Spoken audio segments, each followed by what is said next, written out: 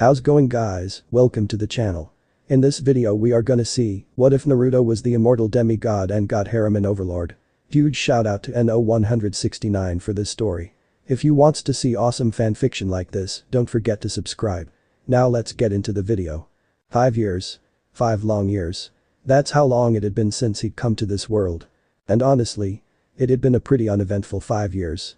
That alone came with its own ups and downs, but all in all, things were good. Boring, but good. Peaceful too. But also boring. Naruto suppressed a deep yawn as he fiddled with a wooden tankard in his hand. A conspicuously yellow liquid swirled in response. It tasted like piss. Looked like piss. Yet the bartender assured him it wasn't piss. And despite evidence to the contrary, his ability to sense negative emotions didn't detect any lies in the man's words. He didn't know why he bothered. He couldn't get drunk. Kami only knew how hard he'd tried over the years. He'd sooner die of overhydration than he would get drunk. Bummer. Might as well keep trying, though, right? His metabolism would slow down eventually, right? Naruto Uzumaki never gave up, right? It could have been worse, all things considered. He could have arrived in this world with regrets. Loose ends. Unfinished business. But he really didn't have any of those, did he? Kaguya was defeated. Sealed away. The infinite Tsukiyomi was dispelled, everyone was free once more. He and Sasuke had concluded their final battle. His bastard of a best friend was no longer a threat to the world. The Jinchuriki's negative emotion sensing confirmed as much. Sure, there were little things that bugged him from time to time. He'd miss his friends. A lot. But they were safe, and that's what mattered. There was that thing with Hinata he had been itching to explore. Guess that was a lost cause. Worst of all, he'd never be Hokage. Yeah, that last one still stung. It was his lifelong dream, after all. He'd had that dream for over half his life. Hell, he'd dreamt of it for longer than he had. To lead his village, his friends and his family to a new age of. Yeah. Hurts just a little. But that was the price of dying. Because really, what else could it be other than the result of his death? People didn't just wake up in another world, grievous bodily injuries miraculously healed. And miraculous it was, seeing as how Kurama had been completely tapped out at that point. No super convenient healing factor to save his butt. And with the amount of blood flowing from the stump of his ruined right arm, death would not have taken long to claim him. Plus, that wasn't even considering the accumulation of all his other injuries. No. He died that day. He was sure of it. It's the only thing that made sense. Kind of. But still, if this was some sort of afterlife, shouldn't he have gotten his arm back? Naruto frowned as the stump that used to be his limb twitched in phantom pain. While the injury had technically been healed, his arm hadn't been replaced. It was still fucking gone. Seriously? Living it up in the afterlife as an amputee wasn't exactly his idea of nirvana. Oh well. He'd managed so far. In fact, he was almost tempted to say that he'd done a fair bit more than manage. Some would say he was flourishing. After all, he was a top-tier adventurer now. Shiny metal plate and all. After coming to this new world, becoming an adventurer was the natural thing to do. He needed to make a living, didn't he? And really, what other skills did he possess other than combat? He sure as hell wasn't going to join an army. No. Adventuring had been the natural choice. From there, it didn't take long to reach the rank of adamantite. Climbing the ranks had been a real drag. A pain in the face, really. Downright insulting in the beginning. But once he gave those stingy bastards in the guild a small glimpse of his power, ascending the ranks had gone much smoother. He supposed it was only natural, given the state of the world. Now, Naruto wasn't a cruel person. He wasn't a jerk. Sure, he could be oblivious, possibly even insensitive at times, but he was never intentionally mean. But damn, if the people of this world weren't weak. Kami, they were so weak. He wasn't insulting them. He wasn't criticizing or mocking. It was just a simple matter of fact. Whatever this world was, its people simply didn't operate on the same scale as him. It was like dropping a Kage into a world filled with genin. And again, maybe it wasn't fair to compare himself to this world's inhabitants. Even back home, he was an unprecedented powerhouse. An anomaly. Scratch that, it really wasn't fair for him to make such comparisons. If he were to contrast the average combatant of this world to the average shinobi of his, then it would have been somewhat even. Sure, comparing magic to chakra could be debated until the sun went down. Plus, there were always outliers. And not to mention how the tactics used by the two worlds were worlds apart. Literally. It all came down to semantics at that point. Naruto sighed dejectedly. When was the last time he'd actually been challenged since coming here? To be honest, probably never. Unless he counted sparring against himself. With handicaps. At least his life was somewhat normal. Hey, the bartender called out, breaking him from his musing. You hear about the new mithril adventures that just popped up recently? I heard they ain't normal. Oh, thank Kami. Really? Naruto preened with interest. Why do you say that? The bartender, a rather large man, nodded while wiping down a glass. Classic. I heard they jumped from copper to mithril overnight. Literally. The blonde raised a brow in interest. Is that so? He muttered. How interesting. Not even he had been able to perform such a feat. The new adventurers must have accomplished something truly extraordinary in order to skip ahead so many ranks. Sadly, the man behind the counter had no further information except that the newly promoted adventurers were a team of two. A man and a woman. Shame. He would have loved to get their names. Oh well. This was precisely why the shinobi chose to loiter around the guild's bar. Well, admittedly, valuable bits of information were few and far between, and while he couldn't be at the bar every day, it was days like today that made choking down the guild's pisswater worth it. If he was lucky, maybe they'd stop by today. Yup. The chances were slim, but he'd always had good luck. Some might say it was a bit of a gamble. Naruto grinned as the doors to the guild hall were pushed open. He knew he'd just won big as he spied a massive figure clad in ostentatious navy blue plate armor. Beside the giant of a man, a beautiful dark-haired woman with cold and calculating eyes surveyed the room. Naruto knew all the local adventurers. And these two, this man and woman, were new. Money down that they were the newly promoted mithril adventurers. That, and the mithril plates hanging off them, somewhat gave them away. Hey, kid, the bartender called, once again snatching away the blonde's attention. Shouldn't you head up to the meeting room? The guildmaster ain't going to like it if you're late for another meeting. Naruto's eyes widened. Meeting room? There was a meeting. Since when? Yeah, he waved the man off. It was fine. He and Pluton were tight. Thick as thieves. Two peas in a pod. And whatever the meeting was about, he was sure he could bluff his way through it. Probably. But he really wanted to talk to the two new mithrils. Sure is something, the bartender rambled. I can't remember the last time the guildmaster put a call out to all adventurers mithril and above. Oh? How unbelievably convenient. Thank you, convenient bartender. Looks like things were already working out in his favor. If Ainzul Gown was capable of frowning, he would be doing so right now. Under the guise of Momon, the Dark Hero, he was currently on his way back to the Adventurers Guild upon the request of the guildmaster himself. Honestly, he would have much preferred to meet with the man last night when he was made aware of the up-and-coming vampire situation. Shaltier. He hadn't expected his two worlds to collide so suddenly. Regardless, the guildmaster was only human, and despite putting out the call, he was apparently happy to wait until the following day to actually hold the meeting. Ains shifted in his suit of full-plate mail. Despite weighing enough to crush the average man, the undead overlord wore it like a second skin. When first selecting it, he was worried it was too flashy. Too ostentatious. After a moment of reflection, he realized that was precisely why he should go with the armor. If he wanted to effectively gather information, he needed fame. Notoriety. Connections. And what better way to jumpstart all that than by standing out in a crowd? So far, it was going well enough. "My lord," came the stoic voice of Narble Gamma. Ain suppressed the involuntary urge to jump at the break of silence. Right. His loyal battle-maid was with him, keeping a steady pace at his side. He subtly tilted his helmeted head to indicate he was listening. What will we do regarding the Adventurers Guild?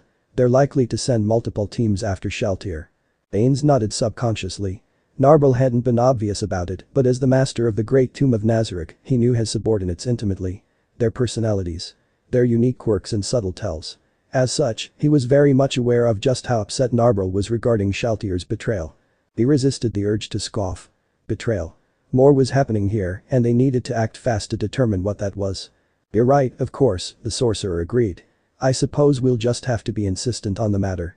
After several paces, the raven-haired woman tilted her head in confusion. I'm sorry, my lord. I don't understand. The supreme being took a moment to collect his thoughts. You see, Nabe, the guild will undoubtedly want to send in as many high-ranking adventurers as possible. To nip the problem in the bud as it were. We'll have to insist upon going in alone. Narble nodded obediently. Of course, lord. But how exactly should we go about doing so? An excellent question. No doubt us being so recently promoted will cause us difficulties.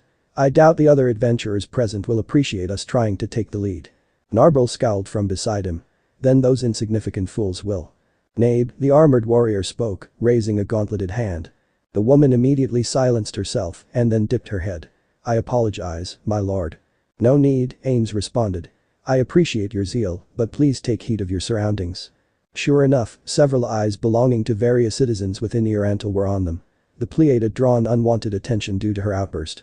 The woman nodded in understanding. "Oh man," Suzuki Satoru grumbled to himself. "These NPCs are intense. I'm going to have to filter what they say for the rest of my life, aren't I?" The thought wasn't exactly comforting. Baines hummed in contemplation. "We'll likely have to put on a ruse and say we specialize in vampires." After a moment's pause, "Yes. Perhaps we can tell them we've been hunting Shaltier specifically. We'll give her a fake name, of course." "An excellent idea, my lord," Narble complimented. Was it really? Or was that just her programmed reverence talking? It was hard to tell. It made him paranoid sometimes. Baines's thoughts cut to a halt in tandem with his footsteps.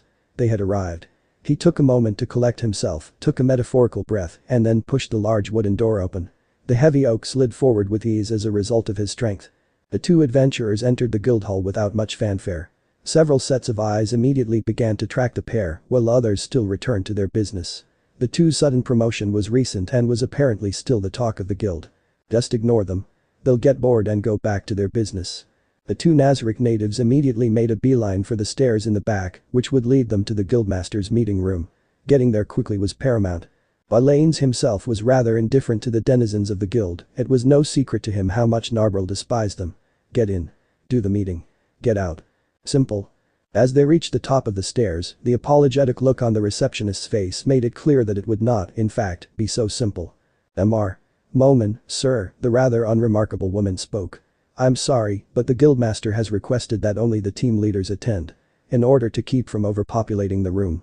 "It's alright, I understand," the navy blue armored man acknowledged. Too many voices could indeed prove detrimental. The woman appeared relieved. "Thank you for being reasonable." Under her breath, she muttered quietly. Mr. Igverge wasn't so considerate despite her whispering, the two easily picked up her words. Ignoring her, Ains turned to his spellcasting partner. "Nabe. Please wait for me downstairs." The woman nodded dutifully. Before she could fully turn to go, the leader of Nazarick added humorously, "Oh, and do try to behave." Despite the levity of his tone, there was an underlying firmness to it. His instructions were clear. Don't cause trouble. "Of course, Sir Moman." With that, the Ravenet turned and headed down the stairs. Ains sighed to himself. As he turned to enter the door, a sudden voice called out. "Hey. Hold up." The voice was raspy, undoubtedly belonging to a man. It was also strangely jovial, carrying a sense of unburdened wistfulness. "Whoops. Excuse me, pretty lady. Sorry about that." Ains turned just in time to witness Narble adjust herself, as if she had been shoved off balance. Oh boy. The apparent culprit of the offense. A young man, roughly 20 years of age. He was tall, standing at about 6 feet, with well-sculpted muscles that spoke to a sturdy frame. He had sun-kissed skin, ocean blue eyes, and sunny blonde hair. He was rather handsome according to most societal norms. The man's outfit screamed mobility. Indeed, it was a relatively simple affair. Black combat boots that looked entirely too 22nd century. Loose black cargo pants tucked into said boots, with what looked like white bandages fastening them into place. He wore a bright orange short-sleeved top that almost seemed to act as an exercise shirt. It was form-fitting and looked to be made of a flexible material. Perhaps this world's equivalent of spandex. The only form of protection he wore was an armored gauntlet that started from his left hand and reached to his shoulder. Like the man's bottom half, it was midnight black. It seemed somewhat out of place, as if he'd stolen it from some sort of dark night. What stood out immediately, aside from the clearly visible adamantite plate hanging from his neck, was that where the man's right arm should have been, there was nothing. The end of his sleeve had been tied off, cementing the fact that his arm had been lost at some point. "Huh. It's fine," came Narble's quick response. And to Ains's great surprise, it really did sound like it was fine. There was almost no hostility in the woman's tone. Either she was weak to the man's charming smile, or she was following his instructions to the letter. Depending on what it was, he was either very proud of her or very concerned for her. "Oh," came the receptionist's flat tone. "It's you. So you're actually answering the call."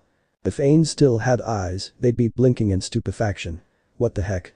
What happened to the timid borderline apologetic woman from before? She sounds like my 10th grade math teacher whenever I used to show up late for class. "Renata." The young man cried in joy. "It's so good to see you." Judging by the look on the woman's face, the feeling was not mutual. "Of course I'm answering Pluton's call." The blonde grinned. "Anything that requires every mithril adventurer and above is surely something worth checking out. And since I'm the only adamantite around for thousands of miles, how could I not come?" Ains watched the display in interest. So this was an adamantite adventurer, eh? This man was supposedly one of the strongest adventurers on the continent. A national hero simply because he'd achieved the coveted rank. He didn't look like much. Then again, looks could be deceiving. He and Narble were a testament to that. The receptionist sighed dejectedly. Hooray for us. Huh. She really didn't like this guy. Would you kindly head inside? You wouldn't want to keep the guildmaster waiting. Again. Perish the thought, the blonde grinned cheekily. As the man maneuvered towards the door, his eyes passed over Ains's form. The undead in disguise caught a flash of something behind the blonde cerulean eyes. Interest. No, it was something a little more predatory. Hunger, almost. With that, the blonde disappeared through the door, leaving it slightly ajar. Ains sighed to himself. An adamantite adventurer was not something he had anticipated. This could prove problematic. Resigning himself, he followed after the man. He'd have to improvise. Naruto eyed the object of his interest as she descended the stairs. He knew sending a Kage Bunshin to the meeting was the right call. And it wasn't because he couldn't be bothered to go himself. Nope. This way, he could observe both of the new mithril adventurers simultaneously. Honestly, he wished it was the large one in the armor that he could monitor. That one was clearly the leader, both in appearance and by the fact that the woman had returned. Oh well, he supposed it could serve as a consolation prize for his clone. The girl was easy on the eyes, sure. But there was one glaring problem with her. She had a hell of a lot of contempt brewing within her. Seriously, when was the last time he'd seen so much negativity in one person? It'd have to have been at least 5 years ago. The man, in comparison, was nothing compared to her. There were no negative emotions in that one. He was perfectly apathetic.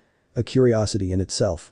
Looking back to the raven-haired woman, he failed to suppress a low whistle at just how much disdain was boiling beneath the surface. Disdain at what, he wondered. Not being included in the meeting. The guild hall in general. The adventurers. She hadn't been nearly so negative when she was with her partner. That dark night certainly had a calming effect on her. Before, when they were together, she was beautiful. Now, with her emotions set to run free, she was almost ugly. Almost. Quite the looker, that one, came the appreciative voice of the bartender. This was followed by a much louder whistle of admiration. Naruto scowled. Who the hell was this guy? They'd spoken to each other less than a handful of times over the years, yet in the past 30 minutes alone, the man had almost doubled their total conversation time. Right, he muttered weakly. Glancing back, his stomach dropped. The woman was looking right at him. Great. Just. Great. Thanks, bartender. And thanks for the pisswater, too, for that matter. Man. She really was staring now, wasn't she? After nearly a full minute of awkwardness, Naruto sighed. There was only one thing to do now, wasn't there? The blonde requested 2 cups of water from the bartender, earning him a raised eyebrow. Nevertheless, the man fetched him his drinks.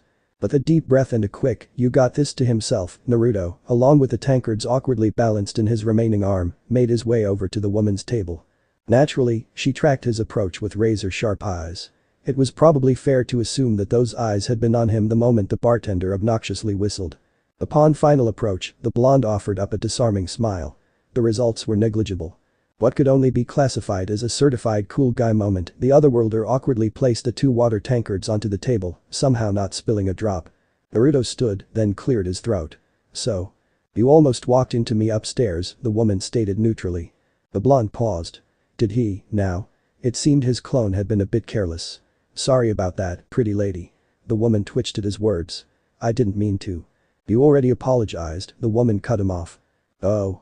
Well, at least his clone had been polite. Right. I'm gonna sit down. Is that okay? Without waiting for a proper reply, the shinobi dropped into the seat across from the dark-haired spellcaster. If it bothered her, she chose not to mention it. Is there something you need from me? The woman asked sharply. Maybe his presence did bother her. Surely not. Not really, Naruto replied.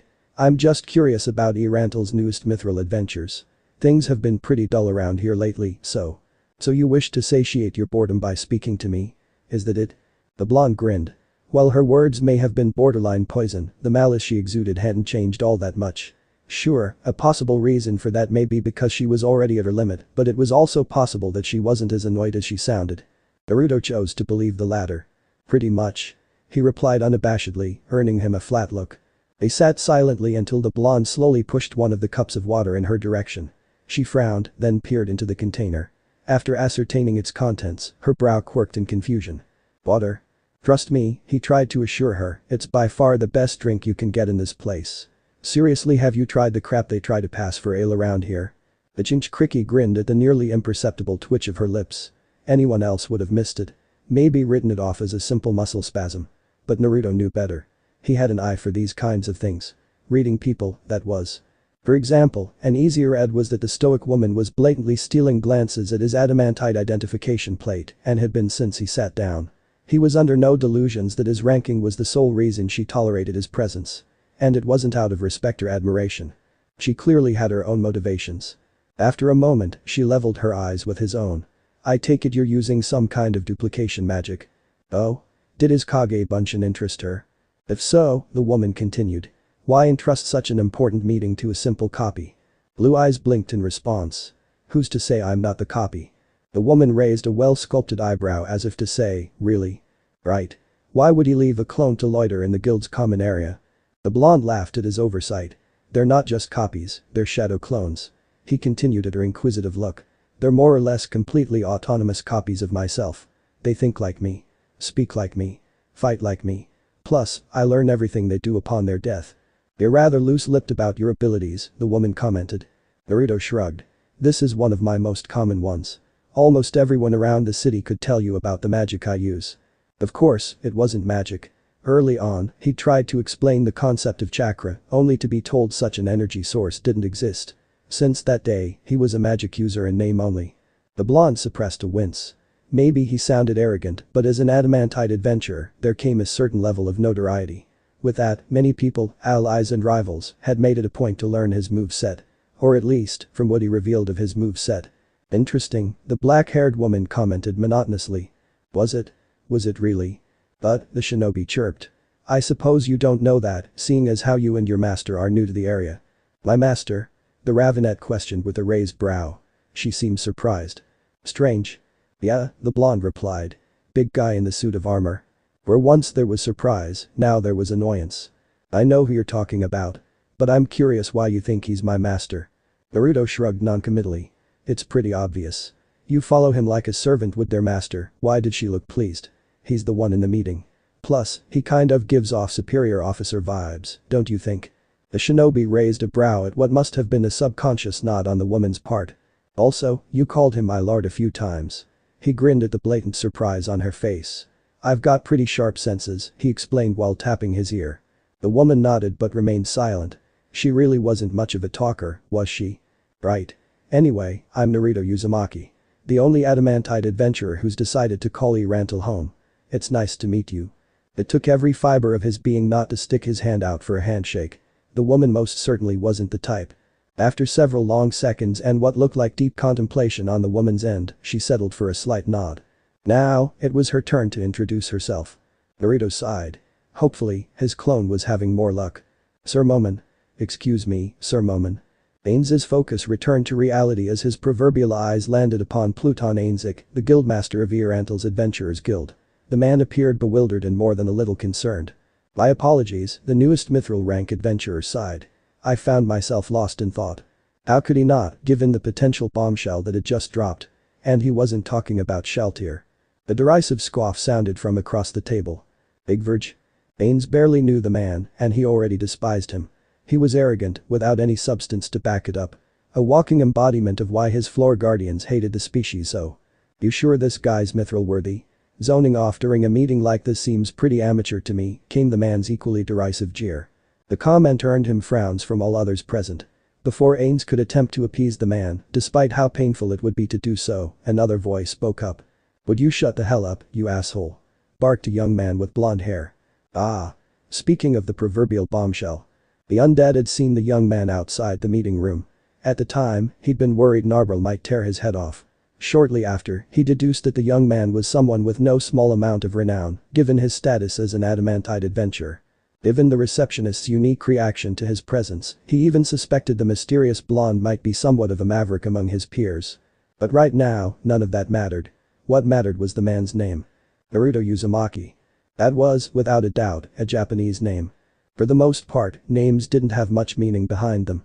At least when it came to Western names. John. Sarah. Jesse. And it was the Western naming convention that seemed to be the predominant method used in the New World. There were exceptions, of course. Inferia was a unique name he'd never encountered in his previous world. Hell, Paulton was also one he'd never heard of before. But for the most part, it was Western names. The Riesti's kingdom itself had a heavy Eastern European vibe to it. So, to hear such an obviously Japanese name in a place like this was shocking, to say the least. It was shocking enough to make Ains himself freeze for a solid 30 seconds after the room members had introduced themselves. Was this person another player? Had he been transmigrated to this world as well? He wondered if the name Ain's gown would elicit a reaction. Uzumaki. That meant whirlpool if he remembered correctly. Or spiral. Naruto. That one meant maelstrom. A pretty cool translation, all things considered. It was also a well-known type of food. Cured fish. He supposed an easy way to deduce if the man was from Japan or not was to ask him if his name had any meaning. That, or flat out ask him. His name could, after all, be a massive coincidence. The armored skeleton didn't know which option he preferred. If this blue-eyed young man, who was very passionately insulting Igverge, by the way, really was from Japan, he wasn't from his old guild. While Ains didn't know every member's real name by heart, he knew their personalities. And this man's personality, Naruto's, didn't resemble any of them. And if he wasn't one of his former comrades, there was no guarantee he'd be friendly. How troublesome. If the undead Overlord had a heart, it would likely be hammering out of his chest. Enough, you two. Pluton bellowed, startling Ains out of his thoughts. This is hardly becoming of adventurers of your status. And in front of your junior, no less, he said with a wave in Ains's direction. Verbal chastising in front of a crowd aside, it certainly had the desired effect. Where once the two were bickering fiercely, they were now wisely holding their tongues. At least until they weren't. Come on, Gramps, Naruto groaned. You know I'm right. Iggy was being a douche to the new guy. Igverge scowled in turn. Do not call me that. Fine. The blonde barked. Igverge was being a douche. Pluton sighed loudly. I swear. Every time you two are together, it's the same thing. The guildmaster pinched the bridge of his nose. Naruto, you can't keep insulting people you don't like. Igverge, despite his words, Naruto is right. You were being unduly rude to your fellow adventurer. Both men released soft TSKS in response. Ains shifted in his armor. Maybe now would be an appropriate time to clear the air and move the conversation forward. The sooner he could lay the groundwork for sorting out Sheltier's predicament, the sooner they could fix things. And once things were back to normal, he could start probing the enigmatic blonde beside him. After all, he needed to maintain an order of priorities. It's quite alright, said Ains, his hands raised placatingly. I take no offense. In fact, the man has a point. I shouldn't let myself get distracted. He turned to face the younger man beside him. And I must thank you, Mr. Uzumaki. I truly appreciate you speaking up on my behalf. I consider myself fortunate to have someone of your caliber looking out for me. Naruto's eyes widened. Of course, he swallowed heavily. We're all on the same team. We should look out for each other. Ains was surprised at the man's comparatively meek response. Was he blushing? Strange. I commend your attitude, Sir Momon. I encourage each and every one of you to take notes. The guildmaster seemed somewhat exasperated as he said this. Anyway, the man continued. Let us please get back on track. This vampire. Ains sat up straighter, his focus sharpening. Right. Back to business. After successfully navigating the conversation, Ains had somehow managed to convince the adventurers that he and his team could take care of the vampire alone. Well, for the most part. Igverge was being a bitch. Tag along if you must, Ains offered. But I warn you. It means certain death, came the skeleton's ominous declaration. Truthfully, he had expected this reaction from at least one of the adventurers in the room. Igverge was almost a given, but it was surprising that none of the others also insisted on coming along. The man, Igverge, scoffed. Please. If a newbie like you is confident you can handle things, I'll be fine. A loud hum radiated throughout the room. Ains watched as Naruto began to stroke his chin and thought. You really think tagging along will spell death? Huh. Strange. The blonde didn't exactly strike him as an overly cautious guy. I guarantee it, Ains replied, tone just as grave as before. I think you should go, Igverge, Naruto said solemnly. Off, Uzumaki, the brown-haired man scoffed. After a moment of silence, he sighed. I can't believe I'm saying anything, but I'm surprised. Naruto raised an eyebrow in question. This kind of thing, a highly lethal vampire with unknown capabilities, it's definitely right up your alley. Why the cold feet? After a short pause, he quickly added, are you finally showing the world how much of a coward you are? The blonde's grin was virulent to thee. It promised nothing good. Ains paused in surprise. Were human canines usually so sharp? Oddly enough, not even his were that pointed. I'm just letting the newbie stretch his wings, the blonde's words were sugary sweet. If he says he can handle it, we should give him the opportunity to prove himself. Igvard shook his head. Easy for you to say, you're already adamantite. You don't have to worry about some new guy outpacing you. Yet. It was clear the blonde was actively restraining himself. God damn, you're petty. You should be happy there's another strong adventurer to protect the people. Instead, you're obsessed with your pride. It's shameful. Huh. Talk about misjudging someone. Ains had been under the stalwart impression that the one-armed blonde was a much more carefree individual. Someone who had little interest in the bigger picture and instead simply thirsted for their next adrenaline rush. His missing appendage, disheveled blonde hair, and devil-may-cry attitude indeed lent credence to that. Yet his words strongly contrasted with the Overlord's perception of the man. It was pretty pleasant if he was being honest. Yes, well, Pluton interrupted with a clearing of his throat. Your disdain for each other aside, that does segue into something I'd like to address. It concerns you, Naruto. The blonde nodded for him to continue. Are you absolutely certain you won't accompany Sir Momon? Crap, what the hell is this guy saying? I was in the clear. Suzuki Satoru cursed. I can kill Igvard without issue, but if this Naruto guy comes along, I'm screwed. Why does he have to be an adamantite class? No one will bat an eye if a mithril team doesn't return, especially after I hyped up Shaltir. But if an adamantite dies while I come back scotch-free, I bet that'll cause me a massive headache. What if they launch an investigation? Maybe I can tell everyone he sacrificed himself and give him most of the credit. That'd be believable, right? Why the sudden concern, Gramps? Naruto questioned blandly. Pluton hesitated for a moment, then sighed. We don't know exactly how powerful this vampire is. It might be prudent to send in an overwhelming force to subdue it. Also, I would rather not lose such a promising team, he said while indicating to Ains. An overwhelming force, huh? Is that how they saw the blonde? A spark of excitement ignited within the Yggdrasil player's chest. If Naruto really was another player, then he would undoubtedly be an overwhelming force. You worry too much, old man. I'm sure Mr. Momon will be fine. After all, if things get too hairy, he can always sacrifice Igvard to the vampire and retreat. Fuck yourself, Blondie, the irritable man said tiredly. But, if it'll ease your mind, the blonde began. Ah, shit. Momon, do you really think you can handle the vampire alone? The armored skeleton tilted his head to speak, but Naruto interrupted him preemptively before he could get a word out. Actually, maybe it'd be better if I phrased it like this. The shinobi cleared his throat. If I go with you, will I die too? Ains was startled at the sudden intensity of the young man's words. For one heart-stopping moment, he was almost convinced the blonde knew of his true intentions. As if he could read him like a book. Why else would he phrase his question in such a way? Will I die too? Not, is death a possibility? Or what are the chances I'll die? His phrasing was much more direct. That, combined with his enunciation, almost made it sound like he was implying that Ains himself would be doing the killing. Which, granted, was sort of true. But still, what the hell? Ains calmed his nerves so that his voice wouldn't break. After a moment, he nodded. Yes, I believe so. This vampire is powerful and unpredictable. I'm highly familiar with it, while you are not. I fear that unfamiliarity will guarantee your death. Please buy it.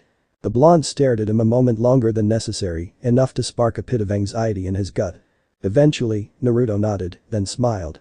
He turned to the guildmaster and shrugged. There you have it, old man. Momon knows what he's getting into, while we don't.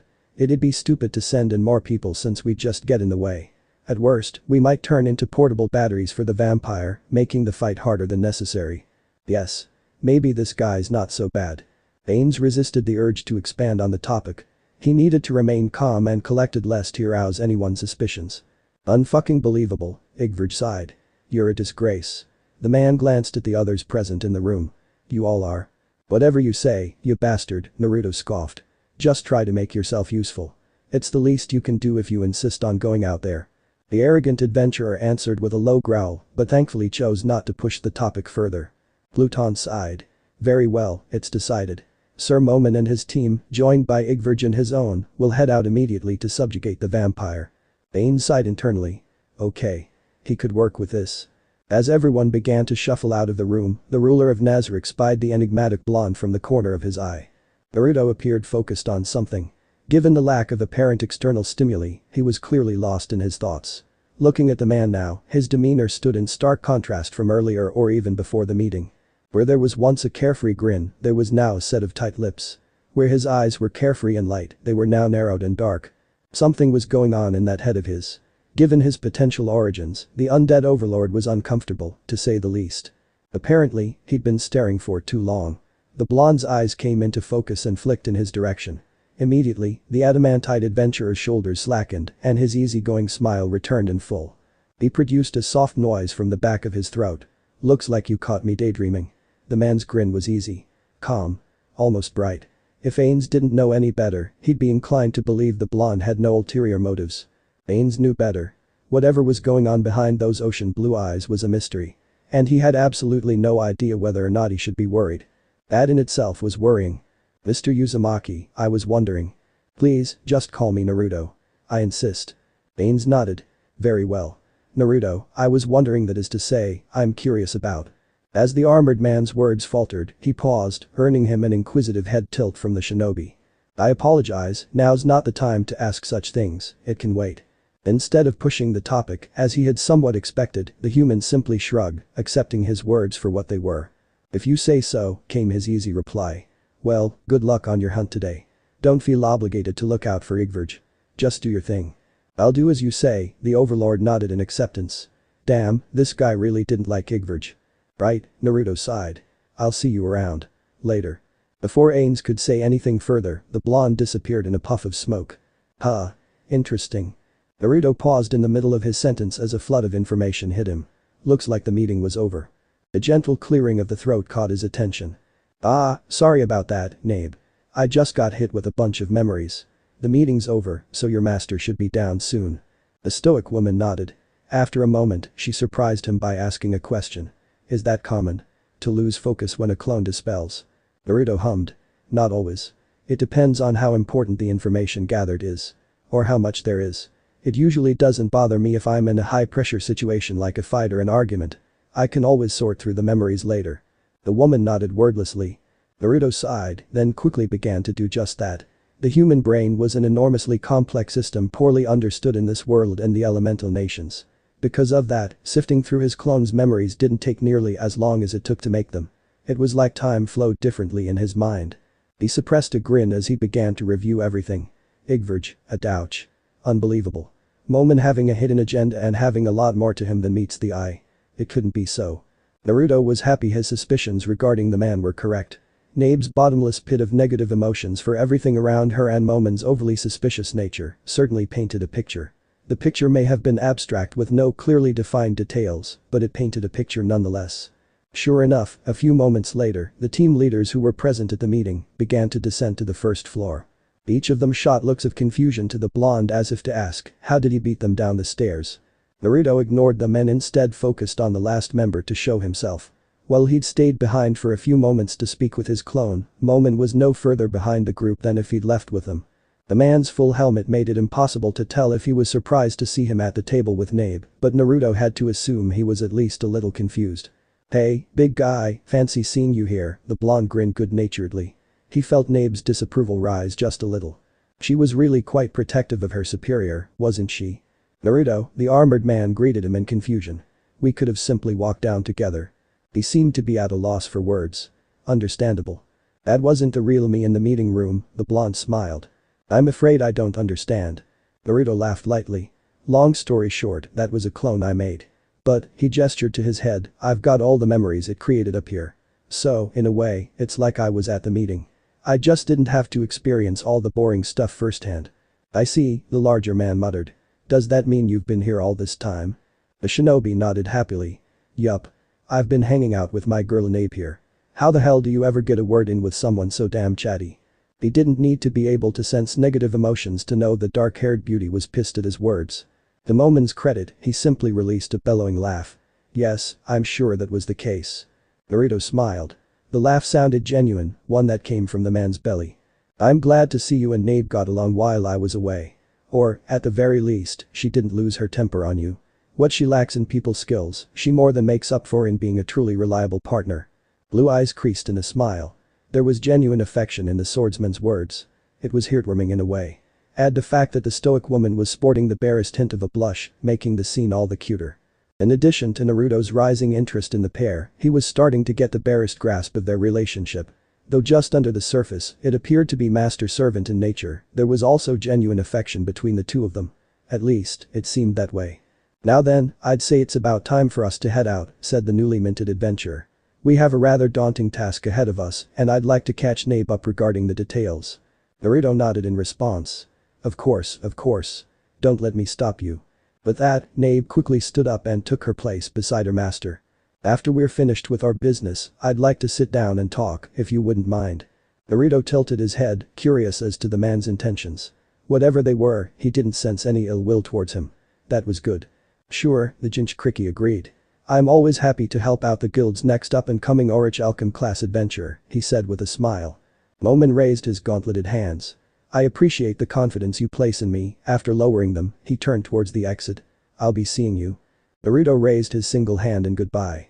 He'd be seeing him a lot sooner than he realized. No. You bastard. Came the infuriated cry of Igverge. I can't believe this, you monster. I'm gonna kill you. All of you. Currently nestled in a tall tree, Naruto's eyes scanned the scene unfolding beneath him. Holy shit, you were right. Barked Kurama in amazement. Told ya, fuzzball. It was the way he said certain death. It was like he was threatening him. So, what are you going to do now? Step in and stop this? Naruto considered his options. Nah. Momen explicitly said this would happen. It ain't my job to bail out this dumbus because he was too stupid to read between the lines. Oh, thank Kami. The you from 5 years ago would have jumped in immediately. Naruto nodded to himself. Probably. But then I'd have to fight and risk killing people on the other side of the conflict. If I have to make a choice, I'd rather not choose at all. Besides, Igverge and his team are certified douches. Momen's low-key doing the world a favor. You sure this has nothing to do with the punk extorting the little old lady in the marketplace? Either way, I'm proud of you, kid. Naruto didn't respond. It might have affected his indifference to what was taking place. This was undoubtedly faster than him gathering evidence against the man. And the results would end up being the same. I explicitly said this would happen, the armored man stated plainly. You have no one but yourself to blame. As he spoke, one of his companions, a young dark elf, stepped forward. Now, it's time to face the consequences of your actions. The dark elf raised a gnarled wooden stick. Death might come swiftly. Igverge began to tremble. Damn you all, he cursed. The wooden weapon came down on him. Lo and behold, death did, in fact, come swiftly. Brutal. Getting a child to execute the man. That's hardcore. Naruto sighed. Yeah, that was kind of fucked up. Especially considering the others could have done the job. Speaking of, what's with this team composition? I see a succubus, a giant hamster, even dark elves don't usually roll with humans. The Jinchuriki shrugged. Maybe Momen's not human. I haven't exactly seen what's under the hood. Plus, he smells off. Yeah, you're right. What about Nabe? She looks human. She sure does. Maybe these non-humans are different. Elves, for example, aren't explicitly hostile to humans. Maybe there are succubus out there who are the same way. And the hamster? Pretty fucking weird. Maybe a pet. Yeah, it has to be, right. As the group below began to discuss what to do with the corpses, Naruto's eyes nearly bulged out of his head. Oh okay. Momen is not human. Is that an elder lick?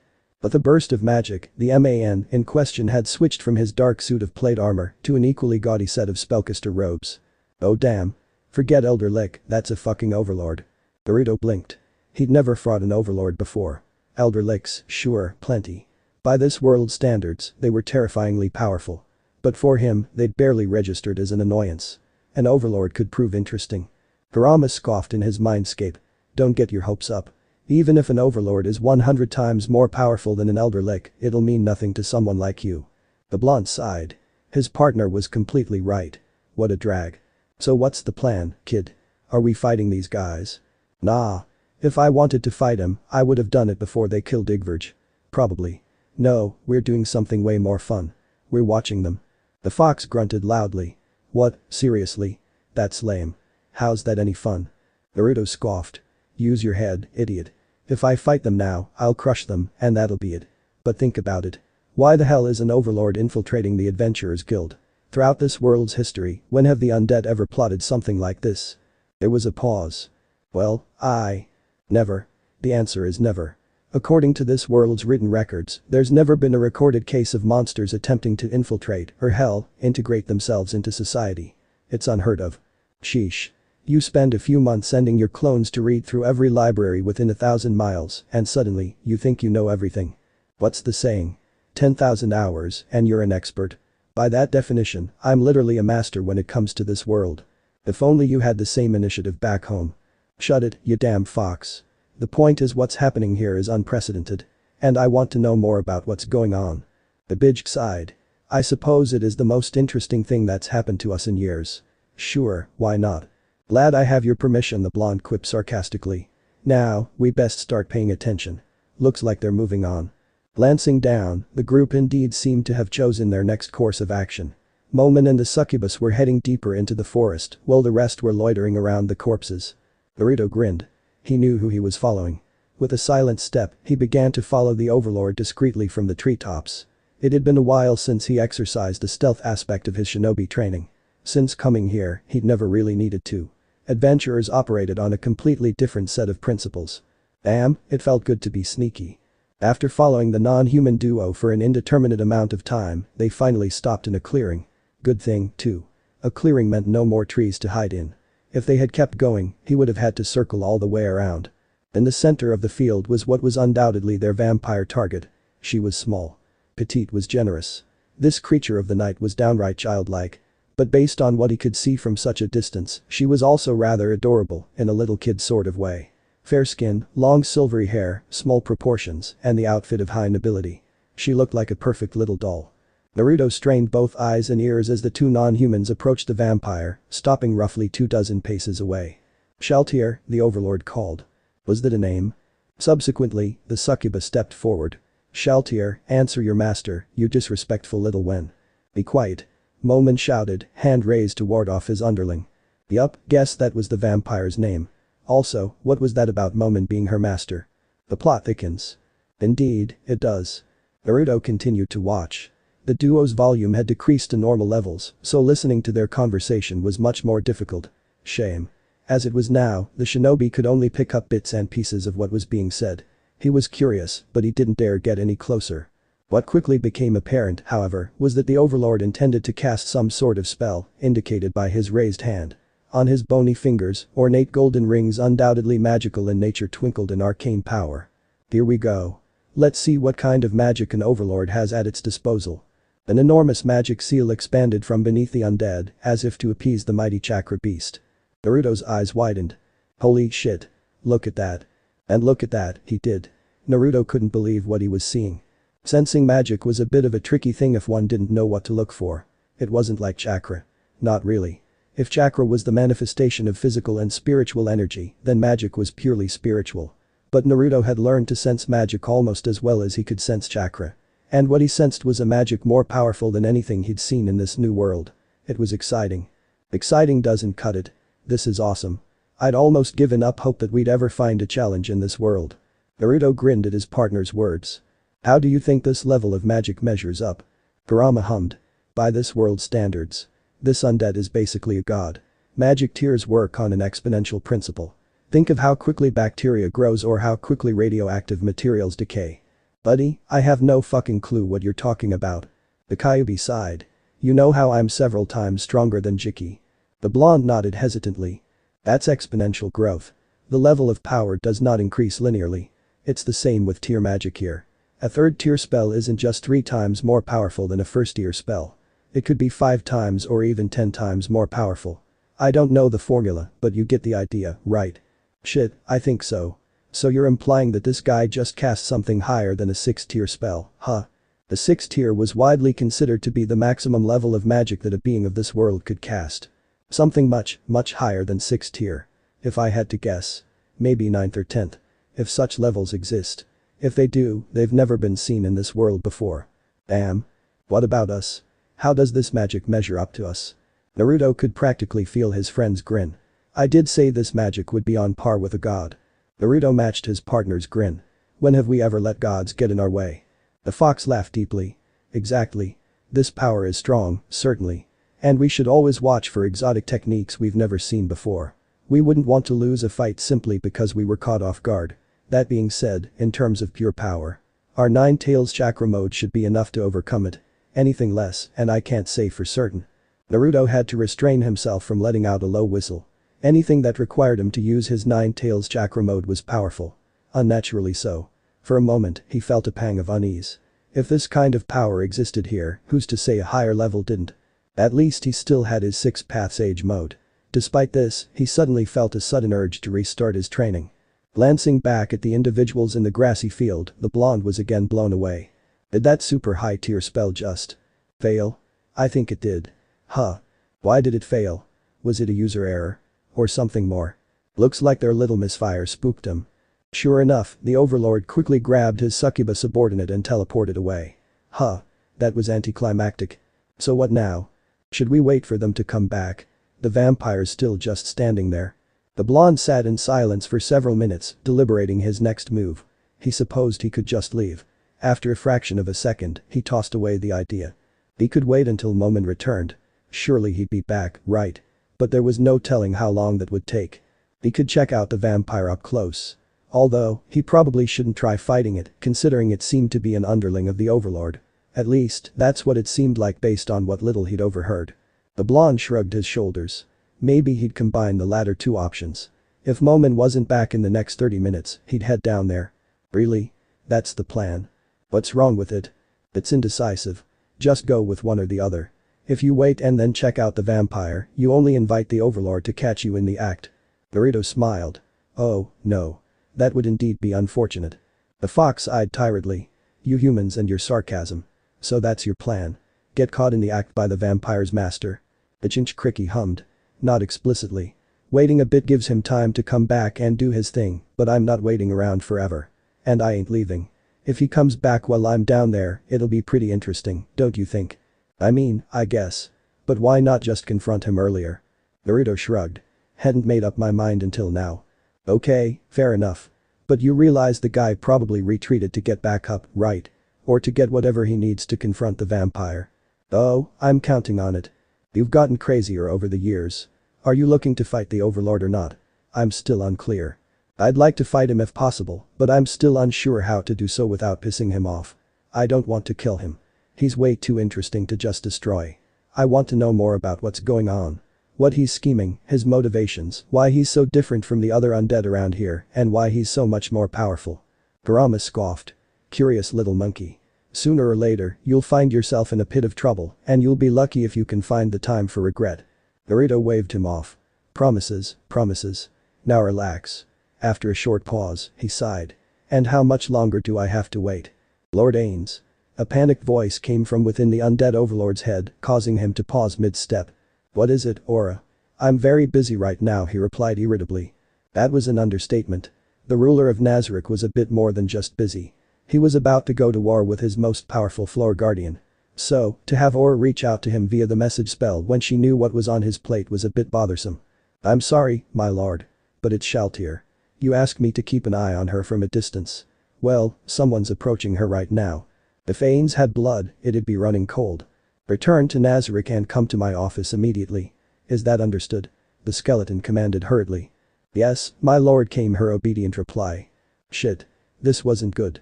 Albedo, Yuri Alpha, to me, now. Both women, startled at his seemingly random outburst, quickly huddled in close. Before he could teleport them all to his office, a flamboyant voice rang out, my dear Lord Ains. What about myself? The Overlord froze briefly before his previous adrenaline snapped him out of it. Right. Pandora's actor, continue what you normally do. After a moment, he added, good work, by the way. Oh my. Thank you, my good. Ains teleported away before the doppelganger could finish his sentence.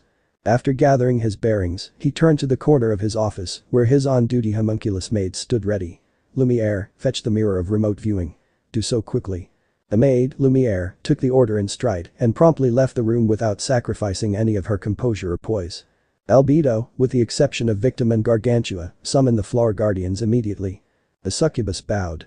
At once, my lord. She then began casting the message spell, intent to carry out her master's will. This isn't good. Who the hell could have stumbled upon Shaltir? Could it be the person who mind-controlled her? If so, this could be really bad. Maybe it's just another adventure. If so, I don't know what will happen if they attack her. Will she go back on standby mode after she kills them? What if she doesn't and she goes on a rampage? Crap. That would be really bad. Thankfully, Lumiere had been quick about her task, and Albedo must have appropriately conveyed his urgency in her messages, as both the mirror of remote viewing and his guardians arrived at roughly the same time. My lord, came the serpentine voice of Demiurge. I must admit, I was not expecting your summons until much later. Has something happened? Ains nodded regretfully. Indeed, something has. The Overlord began to manipulate the mirror of remote viewing. Thank you all for answering my call so quickly. I'll cut to the chase. The mirror began to zero in on a wide clearing. It's come to my attention that someone is currently approaching Shaltir. What worries me so is the very real possibility that this person could be the one who took control of her mind. Tacitus released a cloud of frosty air. You speak of the one in possession of a world item. Indeed I do, Tacitus. If this is the case, then much of my plan is now obsolete. Well, it shames me to ask this of you all, I may need to rely on your strength to resolve the matter. That was one way to put it. Truthfully, the thought of putting any of his beloved NPCs at risk made him feel ill. But if there was someone, player or not, running around with a world-class item, he wouldn't be able to defeat Shaltir and this mysterious person at the same time. And so, he told his guardians as much. My lord, Albedo gushed. Rest assured, this is our very purpose. We would be honored to aid you in battle. Truly. Baines didn't have to see his guardians to know they agreed. Hopefully, it wouldn't come to that. Hopefully, this interloper was a simple adventurer and they'd flee upon seeing Shaltir. I must agree, Lord, Demiurge added. He shifted his glasses. Should it come down to it, we will engage Shaltir in battle while you deal with the unknown. Agreed, Demiurge, the undead grunted. As much as he didn't want to pit his guardians against each other, he couldn't risk another one of them being ensnared by the unknown mind control device. As the mirror began to focus, everyone leaned in. The mysterious individual slowly came into view, causing murmurs of confusion amongst the floor guardians. Baines himself felt his proverbial eyes widen in disbelief. A rush of confusion, relief, and a little bit of fear washed over him. The conflicting emotions were brought about by a young man with a head of messy blonde hair. Who the heck is this guy? Aura questioned loudly. That, Ains replied, could be a very big problem. What the hell was Naruto doing here? What happened to letting the new guy prove himself? Had he followed them to Shaltir? Did he know what happened to Igverge? Did he know his identity? It was these questions that tormented the ruler of Nazarick. This man? Albedo questioned derisively. He certainly doesn't look like much. Then again, he is a pathetic human, so I suppose it's only natural. Baines shook himself from his internal dialogue. Albedo, enough. This man is an adamantite adventurer from Mirantal. Like it or not, we need to operate under the assumption he's powerful. Especially if he's in possession of a world item. That shut the horned woman up. My lord, do you think this is the one who took control of Shaltir's mind? Demiurge asked in interest. Truthfully, no. Ains did not think that. He didn't know the first thing about Naruto, but he didn't seem the sort. He seemed more like a fighter than a schemer. But he needed his guardians to view the man under a veil of caution. After all, he couldn't tell them he suspected the blonde was another player based simply on his Japanese name. They wouldn't understand. I can't say for certain, Ains answered. But we can't rule out the possibility. Hopefully, that would sober them up. For now, it might be worthwhile to simply watch the blonde and see what he'd do. Hopefully, he'd leave upon satisfying his curiosity. If he aggroed Shaltir and was killed. Well, regrettable, it would be the price of his curiosity. Now then, what was Naruto going to do? Ains glanced back at the mirror. Wait, what the hell was Naruto doing? Was he trying to talk to her? So, Shaltir, was it? That's what your friends called you, right? Oh shit. He had been spying on them. That was the only way he could have known Shaltir's name. The blonde waved his hand in front of the girl, then snapped his fingers a few times for good measure. Hello? Anyone there? Predictably, the vampire didn't answer. You're pretty out of it, huh? But I guess if you weren't answering your master, I don't have much of a chance, do I? He needed to kill the blonde, didn't he? He knew way too much. Had he reported to the rest of the guild yet? If not, would killing Naruto quickly be enough to prevent his plans from crumbling? Man, what the hell happened to you? Did someone wipe your mind? Oh? That seemed to indicate that Naruto wasn't the one to take control of Shaltir's mind. The blonde hummed while rubbing his chin. Maybe something like a genjutsu. If that's the case, I wonder. Wait. What the hell was he doing to Shaltir? What the hell are you doing to her? Kurama barked in alarm. Naruto paused his ministrations. What? I'm just trying something. Deciding a bit more of an explanation might be appreciated, he continued. It kind of looks like she's under a genjutsu. Maybe I can break it. The blonde reached out his gauntleted hand and began gathering his chakra. You sure this is a good idea? What if it works and she attacks you? What if it doesn't and she attacks you? Since when were you so cautious? I thought you'd be itching for a fight. Hey, wait a minute, you're right. What am I saying? You should clock the bitch in the mouth. Naruto laughed. I'm not going that far. At the end of his thought, he placed his palm on the top of the vampire's head and sent a pulse of chakra throughout her system. Nothing. Well, you tried. Maybe it wasn't meant to. But the flare of energy, the shinobi sent a small amount of purified bij chakra into the vampire. Nothing. Really? Are you finished? It's clearly not going to work. Naruto grunted in dissatisfaction. Hang on, I got one more idea. The Kyuubi sighed. And that would be? After a moment of concentration, the blonde opened his eyes. They were yellow now, with horizontal bars for pupils. Orange pigmentation highlighted the area around his eyes. I was thinking, third time's the charm. You sure that's a good idea? You might just turn her to stone. The shinobi scoffed. I'm not using enough to do that. Just a tiny little pulse. Kurama groaned. What's the point? Why are you so insistent? And what makes you think this will? Naruto sent a small pulse of senjutsu into the petite vampire. Immediately, and to the surprise of everyone watching, the woman's head snapped up and her eyes flared to life. Who? Where? What is going on? The woman snapped. Naruto froze at the sudden barrage of questions. Truthfully, he hadn't been expecting any actual results.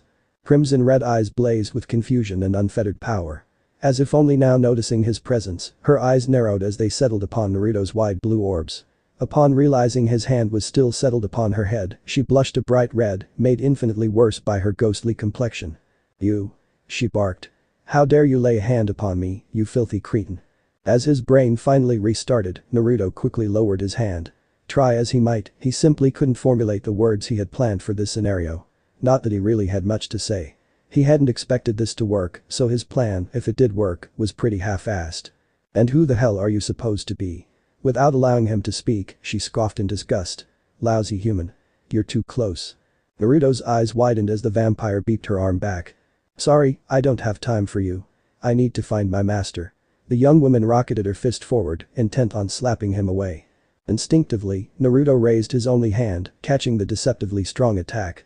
His eyes widened as he felt the force behind the strike and felt as well as heard the ground crack beneath his feet. What the fuck? What? The vampire mumbled, her eyes narrowing into thin slits. You shouldn't have survived that. She tried to pull her hand away, only to scowl as he refused to let go. Yeah, there was a new problem now. This little gothic Lolita was way too strong to ignore. Were it not for the fact that he was in sage mode, he probably would have been knocked away quite severely. He probably would have taken some damage, too, if only because he'd been unprepared for such an attack. She tried several more times to pull away, her eyes widening at each unsuccessful attempt. She was surprisingly strong. Unhand me this instant, or I'll make you wish that last attack had killed you. Naruto grinned. He liked the sound of that. Sorry, kiddo. I don't think. The vampire, Shaltier, released a pained grunt, then reached toward her head with her free arm, dropping her strange weapon in the process. Naruto frowned. He hadn't done anything. As quick as her pain arrived, it seemingly left just as quickly. The hand cradling her head dropped to her side, and he felt the hand he had caught slacken. The blonde blinked dumbly. If he had to guess, she was back to the state she was in when he found her. Had his senjutsu-enhanced chakra surge only been temporary? Before he could consider the possibilities, an ethereal noise sounded from behind him. It caught him off guard, making him instinctively turn around. Normally, he wouldn't be turning his back on someone who just so recently promised him grievous bodily harm and death, but a lot was going on. Plus, he had been expecting this. There was a portal there, its magical energies a kaleidoscope of fiery red, orange, and black. Out of the portal stepped a being clad in ostentatious black robes and holding an intricate golden staff. It was a very familiar being. It was Momon, the mithril adventurer, but he wasn't wearing his usual plate armor. Was this his default appearance when he wasn't infiltrating human cities? The Overlord wasn't alone, however. Other beings began to emerge from the portal and slowly formed a line next to the imposing skeleton. They were quite the diverse cast. There was the succubus from earlier. Her undoubtedly beautiful features were sullied by the scornful frown she now wore. There were now two young dark elves, one of which was the one from earlier. They looked to be siblings. Although youthful in appearance, there was no telling how old they actually were considering their heritage. Next in line was a rather smarmy individual dressed in a bright orange-red pinstripe suit. He appeared to be a demon, as indicated by his pointed ears and segmented tail. Naruto resisted the urge to frown. He knew a schemer when he saw one. It was in the way the man smirked. Finally, perhaps the most alien of the group was a large insectoid creature wielding an exotic-looking palm. His was a cool cyan in color and was covered in large chitinous plates of natural armor. That one clearly looked like a fighter. You there, the undead overlord called out. Cease your actions and step away from my underling. Naruto tilted his head in curiosity but nevertheless stepped forward, putting distance between him and Shaltier. Good, Momon stated. Now, tell me. Who are you, and how were you able to lift the status ailment placed on Shaltir? What role do you play in her current condition? Naruto nodded at the undead's words. I was only trying to help, the blonde settled with. She wasn't all that responsive, so I was trying something out. The skeleton observed him quietly. Do you expect me to believe that? The shinobi immediately shrugged in response. Believe what you want, but if I meant her harm, I would have caused her harm. The white-clad succubus laughed insincerely. Please. Someone like you would never be able to cause damage to someone of Shaltir's caliber. Even if she was comatose. I'm insulted that you. Be quiet. Momon snapped angrily. The succubus immediately bowed her head and stepped half a pace back. You never answered the first part of my question. Who are you? At that, Naruto smiled mischievously. Me? He parroted. Why, you already know who I am, Sir Momon. Every one of the individuals present, save for Momon himself, flinched at his words. So this part ends here. I hope you guys enjoyed this video, so quickly like this video for second part of this series. And comment down below your thoughts about this series. And now it's time for me to go, bye.